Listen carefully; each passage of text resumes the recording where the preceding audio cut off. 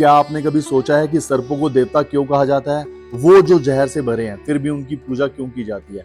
क्यों नागों को मंदिरों में स्थान मिला? नागराज एक संस्कृत शब्द है जो नाग तथा राज से मिलकर बना है, अर्थात नागों का राजा। यह मुख्य रूप से 3 देवताओं हेतु प्रयुक्त होता है: शेषनाग, तक्षक तथा अनंतनाग। शेष, तक्षक तथा अनंत तीनों भाई महर्षि कश्यप के पुत्र थे, जो सभी नागों के जनक माने जाते हैं। मान्यता के अनुसार नाग का वास नागलोक में है।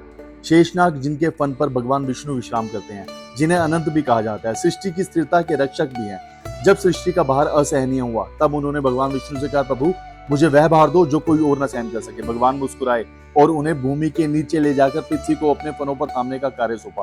तब से आज तक शेषनाग अनंत काल से धरती को संतुलित रखे हुए हैं। शेषनाग जिनके फनों पर ही भगवान विष्णु क्षीर सागर में विश्राम करते हैं। शांति, धैर्य और बल का प्रतीक है शेषनाग।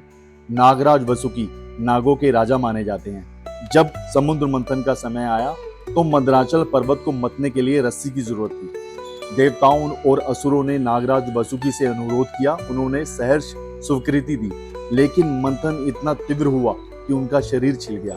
उनकी तपस्या, सहनशीलता और त्याग से प्रसन्न होकर शिव ने उन्हें अपने गले का हार बना लिया। अब वे सिर्फ नाग नहीं, स्वयं महादेव का अलंकार है। जब राजा परीक्षित ने एक ऋषि का अपमान किया तो ऋषि के पुत्र ने क्रोध में आकर शाप दिया कि तुझे 7वें दिन तक्षक नाग डसेगा। राजा ने चारों ओर लोह महल बनवाया, पहरेदार लगवाए, लेकिन तक्षक ने ब्राह्मण का रूप लिया और भीतर घुसकर राजा को डस लिया। श्राप सत्य हुआ।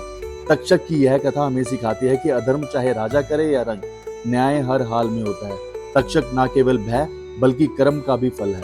नागराज ये सिर्फ सर्प नहीं, ये शक्ति, समर्पण और धर्म के भी रक्षक हैं। शेषनाग से स्थिरता, वासुकी से त्याग और तक्षक से न्याय की प्रेरणा मिलती है। धन्यवाद।